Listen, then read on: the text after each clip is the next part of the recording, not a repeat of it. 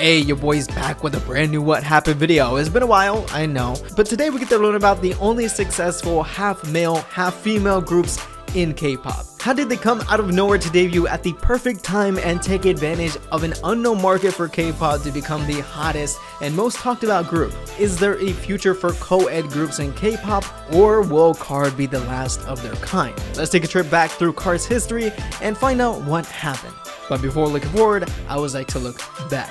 Now before we get this video started, if you're watching this right now, you're probably not subscribed because 83% of you guys watching are not subscribed to the channel. If you enjoy my content and watch me regularly, hit that subscribe and the bell so you don't miss a brand new What Happened video. KARD, or I should say their members, have a one-of-a-kind beginning. Somin already debuted with another group. A group with a concept she would quickly grow to regret for the rest of her life.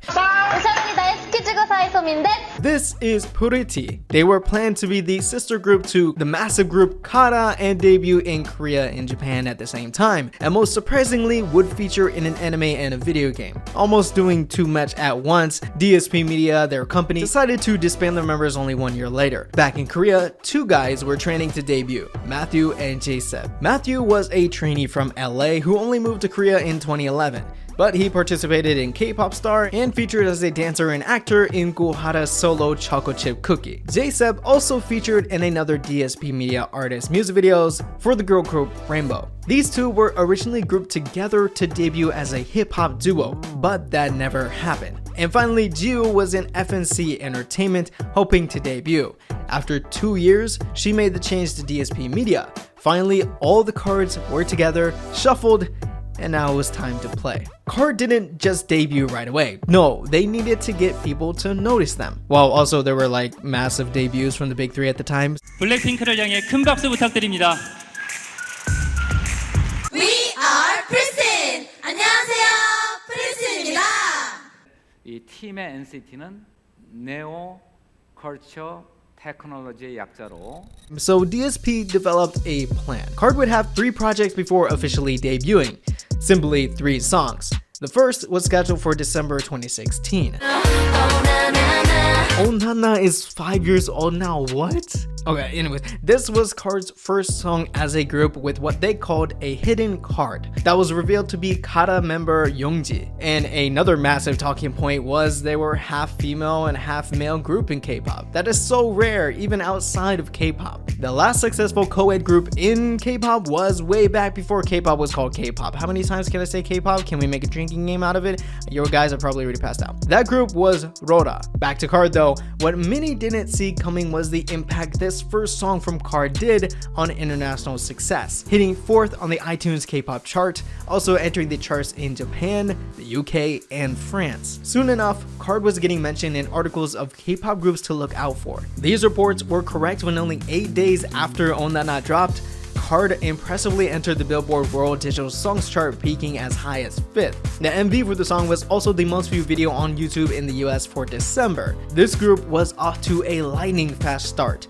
but KARD's project singles weren't done yet. There were 2 more songs to come. Don't recall.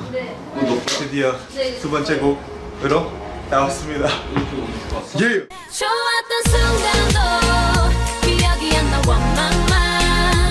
With Don't Recall, which did similar numbers as their first track, but KARD started to make a presence on new charts in countries where you'd think K-pop isn't that popular, like Brazil. The final project song was Rumor.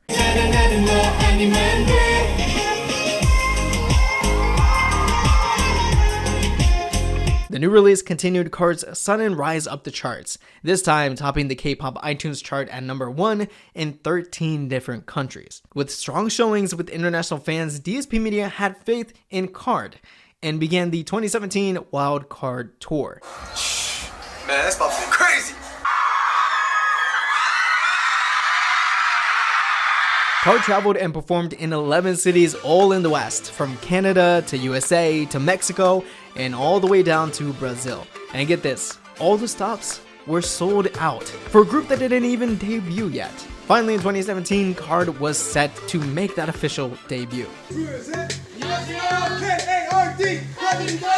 Hola Hola was the chosen title track to introduce KARD. Maybe they got a little influenced by their stops in Latin America. Fans loved it though, and it reflected when KARD's debut album debuted at 3 different Billboard charts. Even B-sides and other tracks in the album ranked on world digital song sales, like I Can't Stop and Living Good. Living Good, yeah!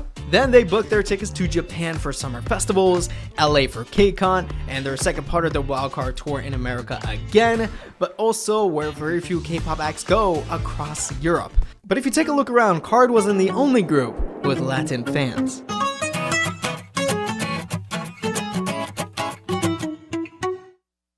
And so in 2018, these two linked up to release a special version of Super Junior's hit, Lo Siento. You don't realize how fire Lo Siento was back then. I'm vibing to it just thinking about it right now. KARD continued to be the K-pop idols with the most flyer miles after going to Southeast Asia for touring, back to the US for South by Southwest, a new installment of the wildcard tour in Oceania for Australia and parts of Asia, a brand new comeback in Korea with their first ever solo concert in Seoul as a group, ending their wildcard tour. In 2019, KARD returned, but it wasn't a return to the normal.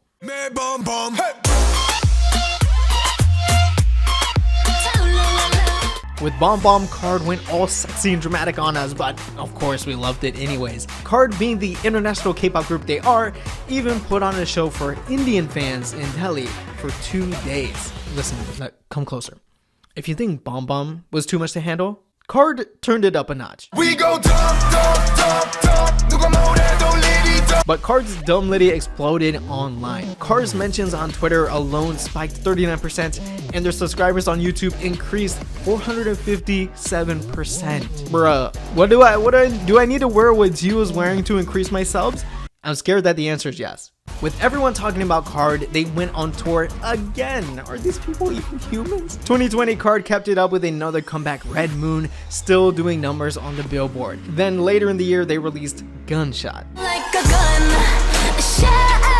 If you were saying that this looks like pure quality, it should, because the members, mainly BM, made this album from writing to composing, working together. KARD would have to learn to work as only 3 though, when J Seph, months later after their new comeback, went to serve in the Korean military, and is set to come out in early 2022. KARD did continue with their first performance without him at KCON's online series K-Contact this year. Now, KARD is nowhere near done, but there is a major problem with this group. KARD set the trend with music that many groups seem to follow back in 2017, bringing in a whole new audience of Spanish speakers. But if you seem to notice, KARD has never won #1 on a music show. With their huge presence, they never won once in their nearly 5-year career. And if you take a look at their sales in Korea, it's extremely low. With 5 albums released, KARD has sold nearly 60,000 in total. That would be a very scary number for any other group. Except KARD has many fans around the world supporting them and tours to prove it. This is another case of a K-pop group killing it everywhere except where they are from. This is another symptom of K-pop becoming so popular now that they can even survive just on international fan support and no one in Korea on the street not knowing who they are. KARD as an idea was a risk, a co-ed group in modern K-pop, but debuting them and making that idea happen is even harder. However, KARD did it. They went off the road that other groups followed and found undying support across the globe. Setting the trend in sound in K-pop, KARD is the perfect example of what happens if you play your cards right.